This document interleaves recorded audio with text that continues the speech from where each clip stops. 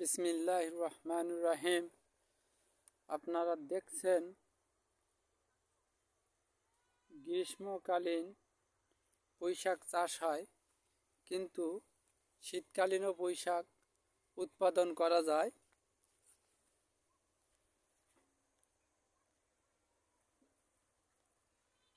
দেখেন গাছগুলো রোপণ শেষ হয়েছে। গাছটির বয়স আজ মাত্র 10 দিন, রোপণের বয়স 10 দিন। এই প্লটটিতে দেখছেন এখানে 5000 পুঁইশাকের চারা আছে।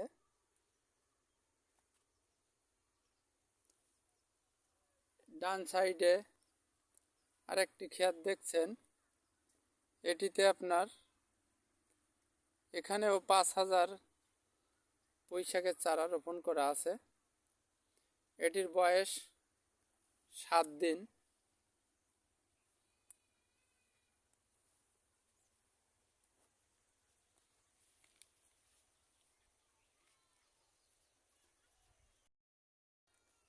তিরিশ থেকে 35 দিনের মধ্যে এই পুঁইশাকগুলি কাটার উপযোগী হয়ে যাবে।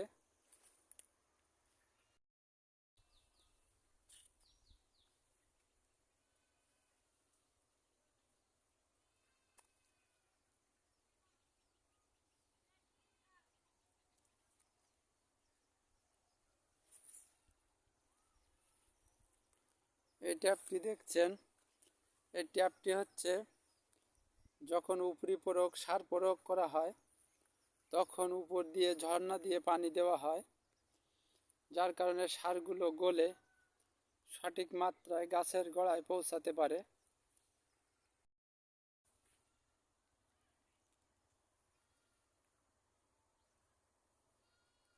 এই চারাগুলোর বীজতলা ওই দেখা যাচ্ছে, বীজতলায় চারাগুলি উৎপাদিত হয়। ওখানে টেরে দিয়ে চারাগুলো উৎপাদন করা হয়। টেরের চারাগুলো সুস্থ সবল এবং কাঠামো খুব সুন্দর থাকে। ফসল একের পর এক ক্ষেতে রোপণ চলতে থাকে। আর এখানে এই যে নার্সারি আছে, এখানে চারা তৈরি হয়, একের পর এক চারা তৈরি হতে থাকে। দ্বিতীয় রোপণে ক্ষেতে এসে বসানো হয়।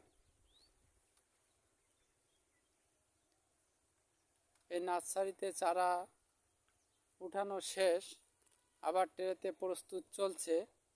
এখানে আবার নূতন করে অন্য আইটেমের ফসল দেওয়ার জন্য প্রস্তুত করা হচ্ছে।